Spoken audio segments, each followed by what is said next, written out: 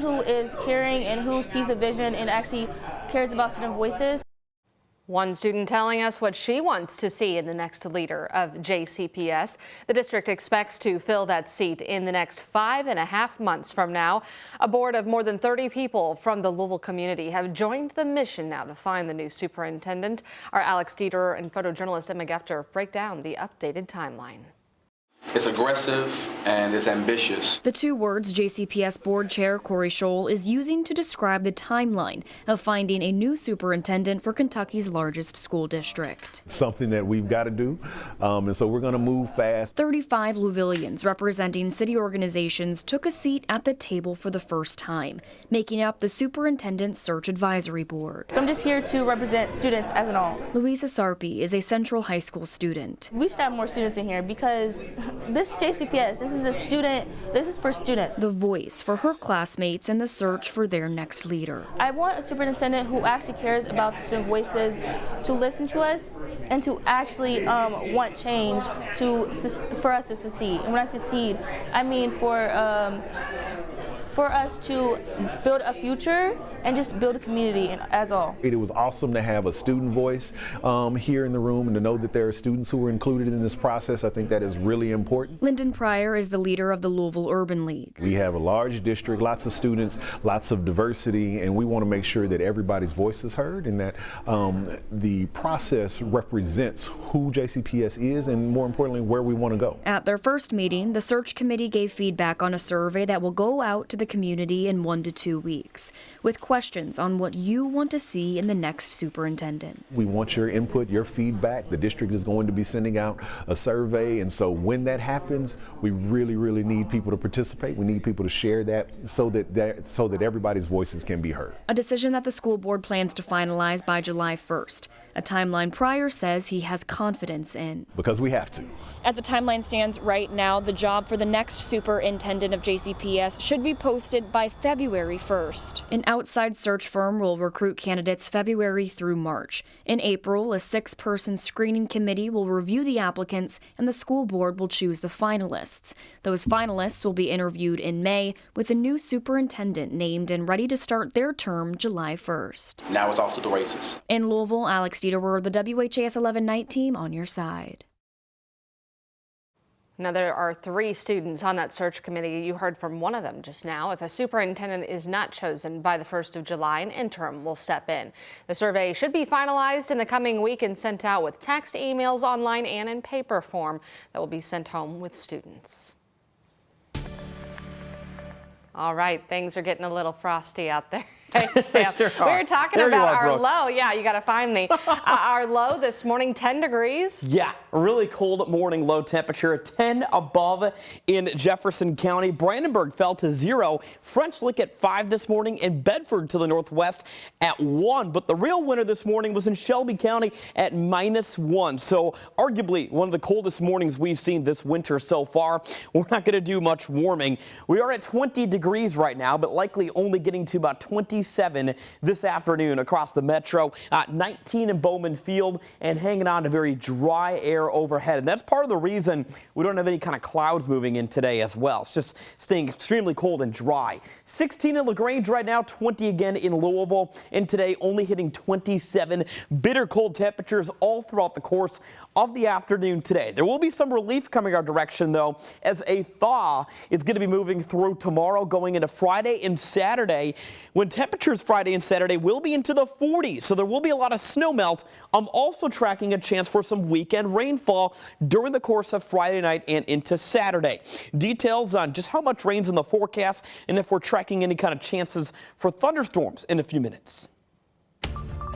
But honestly, our best-selling product is this guy right here. It's a 4-year bottled in bond, 100 proof. It's $20. That's what people want. If you thought the bourbon industry was still on a roll, things have changed. The family-run bourbon maker Brown-Forman announced hundreds of local layoffs this week. The company is shutting down its famed cooperage, where its oak barrels are produced near the airport. The news impacts many families, as it also is cutting 12% of its global workforce. Our Ian Hardwitt and Jessica Farley explain how tastes are changing. the reason why we're here, right, is because of bourbon. Bottle Shop and Tasting Room on South Preston Street is 2 blocks from Slugger Field. A tiny bottle of Woodford Reserve heads out the door. You're seeing just people being a little bit more careful with their money. The shop's best seller when it comes to tastings is Brown Foreman stuff.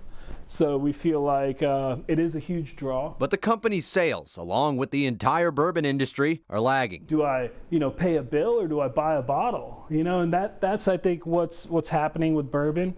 Some of these bigger guys need to, take a little bit less profits and actually put the fun back into bourbon.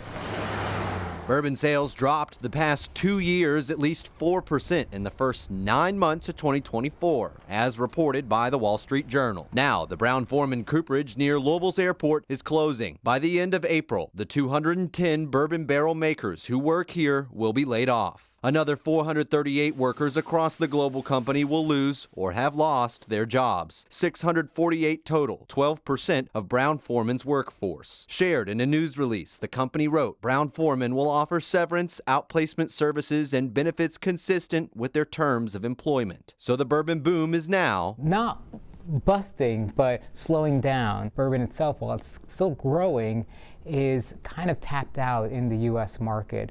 And Gen Z in particular is not that big of a drinking generation, and they're the ones that are coming into more money at this time. Future projections would suggest that sales will continue to fall. A concern shared by the Kentucky Distillers Association, which Brown Foreman is a member of. In a statement, the association wrote, "We are up against a triple threat of back-breaking tariffs, snowballing taxes, and shifts in consumer trends that have slowed sales. One break in the industry starts next year. State taxes on aging bourbon barrels will be phased out. Meanwhile, there's optimism for bourbon tourism." Record numbers of people continue to visit Brown Foreman's facilities as well as others, and we're going to continue to support them in that regard and any other regard that we can as well. So I feel like we're at a point in our times where everyone's got to work a little harder to make the same amount of money they did, and I'm okay with that.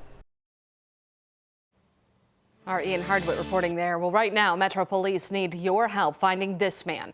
They believe he was involved in a shooting at a Wendys on Dixie Highway and Valley Station on January 6th. Officers said around 11 o'clock that night there was a verbal fight in the drive-thru between this man, 2 women, and the victim. That's when shots were fired and one of the women was hurt. She's now recovering from her injuries, but if you know anything or know where this man is, you're asked to call 574-LMPD.